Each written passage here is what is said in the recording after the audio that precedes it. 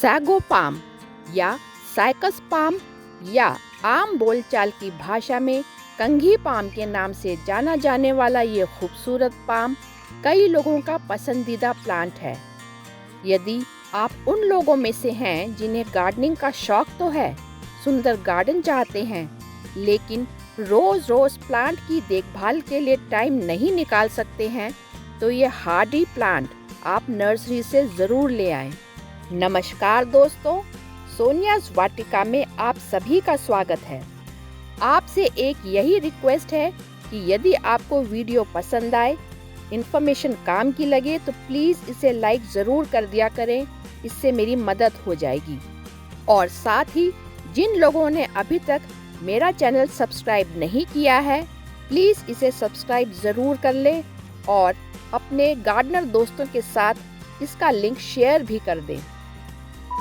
तो चलिए वीडियो में अब आगे बढ़ते हैं। अप्रैल और मई का महीना सैगो पाम के लिए ग्रोथ का मंथ होता है। ये देखिए, इसकी नई पत्तियां बीचों बीच में से एक पूरे बंच के रूप में अप्रैल एंड से लेके मई फर्स्ट वीक तक में निकलती हैं। नए और पुराने लीव्स का कलर डिफरेंस कितना क्लियर है। इस वीडियो में मैं आपको इसके पत्तों की ग्रोथ की डिफरेंट स्टेजेस साथ साथ दिखाती रहूंगी।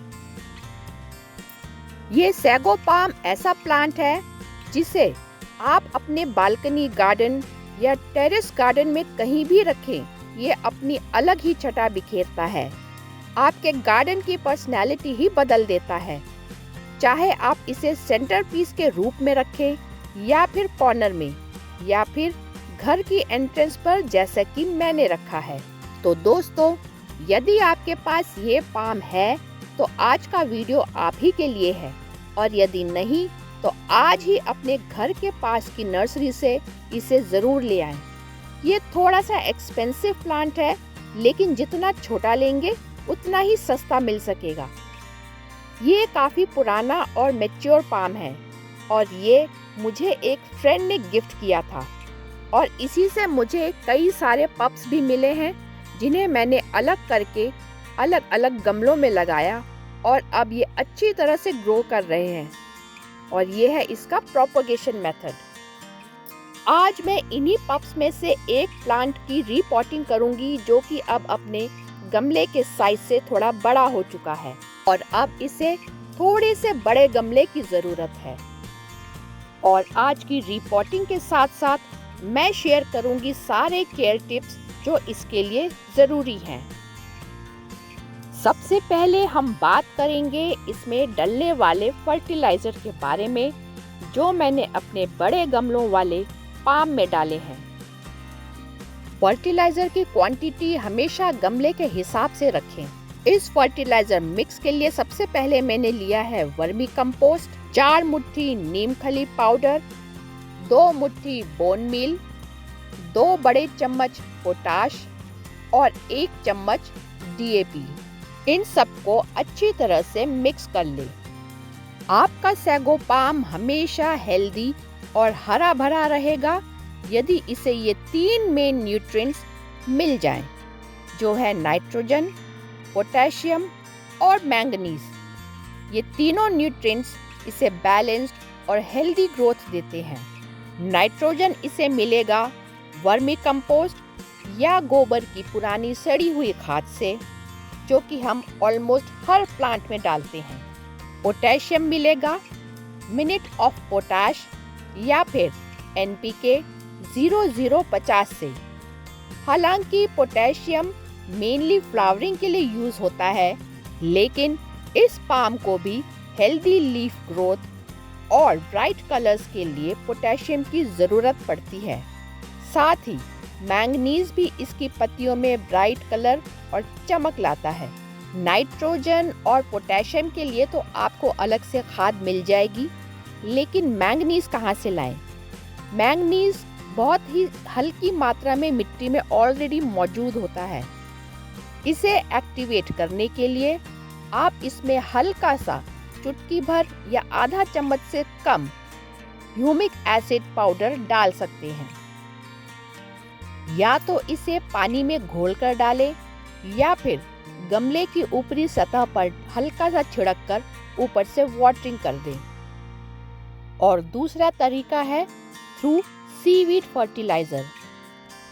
सीवीड फर्टिलाइजर एक बेहतरीन फर्टिलाइजर है जिसमें और भी न्यूट्रिएंट्स के साथ मैंगनीज भी ट्रेस एलिमेंट्स के रूप में मौजूद होता है। आप चाहें तो इसे फोलियर के रूप में स्प्रे भी कर सकते हैं या फिर रूट्स में भी डाल सकते हैं। ये न्यूट्रिएंट्स कैसे काम करते हैं? तो सैगो पाम की पत्तियों में आपने ऐसे छोटे छोटे पीले से स्पॉट्स जरूर देखे होंगे। ये स्पॉट्स इन 3 न्यूट्रिएंट्स की कमी से ही होते हैं। एंट्रेंस पर रखे बड़े गमलों में फर्टिलाइजर डालने का प्रोसेस मैं शूट नहीं कर पाई, सो वही प्रोसेस मैं आपको छोटे गमले वाले पाम में करके दिखा रही हूँ। बड़े गमलों में मैंने सबसे पहले इसकी ऊपर की मिट्टी निकालकर इस फर्टिलाइजर मिक्स को इसमें डाला और फिर उसी निकाली हुई मिट्टी से उसे दोबारा से ढक दिया।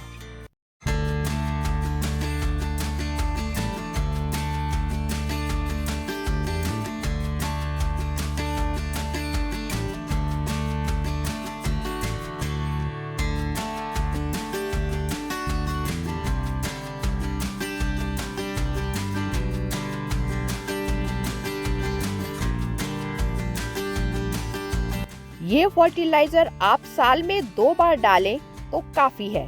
एक फरवरी या मार्च में और दूसरा सितंबर से अक्टूबर में।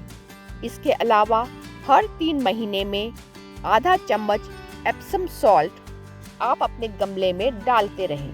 एप्सम सॉल्ट आपके गमले की पुरानी पत्तियों को उनकी रंगत बनाए रखने में मदद करता है, उसमें पीलापन रोकता है। 1 लीटर पानी में एप्सम सॉल्ट आधा चम्मच मिलाकर गमलों की जड़ों में डाल दें और साथ ही इसकी पत्तियों पर भी स्प्रे कर दें। रिपोर्टिंग के लिए ये मेरे पास sand mixed well drain soil already तैयार है। अब मुझे बस इतना करना है कि इस बनाए हुए फर्टिलाइजर मिक्स को इस सॉइल में 1/3 के रेशियो से मिला लेना है।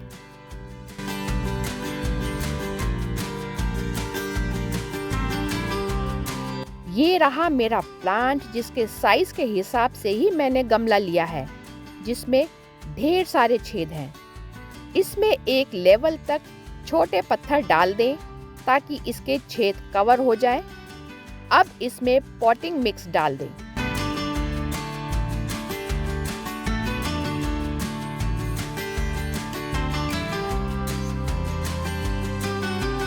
फिर प्लांट रखकर लेवल चेक कर बाकी की सॉइल इसमें डाल दें।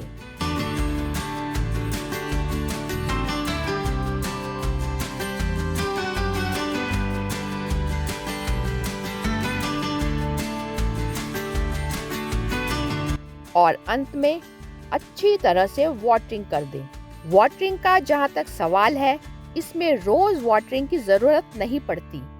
मिट्टी जब पूरी तरह से सूख जाए तभी वाटरिंग करें और पूरी वाटरिंग करें जब तक गमले के नीचे से पानी ना निकलने लगे। सनलाइट। ये पाम सनलाइट के मामले में इतना हार्डी और एडजस्टिंग है कि इसे आप जैसे भी सनलाइट में रखेंगे ये उसी में वैसे ही एडजस्ट कर लेगा। जैसे यदि आप इसे सिर्फ सुबह और शाम की सनलाइट देते हैं तो भी ये हेल्दी ग्रो करेगा, लेकिन वहीं अगर ये आप ऐसी जगह पर रखें या लगा दें जहां लगभग पूरे दिन की धूप आती है तो भी वहां ये अच्छी तरह से ग्रो करेगा। जहां तक डिजीज की बात है, सैगो पाम एक बहुत ही हार्डी प्लांट है, फिर भी कुछ प्रॉब्लम्स हैं जो इसे हो सकती हैं, जैसे कि फंगल लीफ स्पॉट जो कि ब्लैक या ब्राउन स्पॉट्स के रूप में पत्तों पर हो सकते हैं, मिली बग्स जो कि सफेद रंग के रुई से दिखने वाले कीड़े होते हैं, साइकैड स्केल जो कि सैगो पाम के नए पत्तों को खा जाते हैं। ये कुछ स्टेप्स हैं जो अपने पाम को डिजीज फ्री रखने के लिए आप ले सकते हैं, जिसमें पहला है कि इसे जितना हो सके सनलाइट ज़रूर प्रोवाइड करें और ध्यान दें कि इसके आसपास का एयर सर्कुलेशन अच्छा हो। दूसरा है सिस्टमिक इंसेक्टिसाइड का इस्तेमाल करें जिसमें इमिडाक्लोप्रिड मौजूद हो। इसे कैसे इस्तेमाल करना है? 1 लीटर पानी में 5 ml इमिडाक्लोप्रिड और आधा चम्मच फंजीसाइड पाउडर मिलाकर सैगो पाम के पत्तों के ऊपर और नीचे अच्छी तरह से स्प्रे करें और स्पेशली जब नई पत्तियों का बंच आना शुरू हो तभी से ये काम शुरू कर दें। इसे हर 3 से 4 दिन के गैप में करते रहें। और तीसरा स्टेप है अफेक्टेड, डिजीज्ड या पुरानी डैमेज्ड लीफ की प्रूनिंग। इसमें देर ना करें वरना डिजीज एक पत्ते से दूसरे पत्ते तक फैल सकती है। तो आई थिंक हमने सैगो पाम की कंप्लीट केयर के सारे स्टेप्स कवर कर लिए हैं। कुछ और यदि आप जानना चाहते हैं तो कमेंट बॉक्स में आप पूछ सकते हैं। आई होप आपको मेरा ये प्रयास पसंद आया होगा। आपका समय देने के लिए धन्यवाद।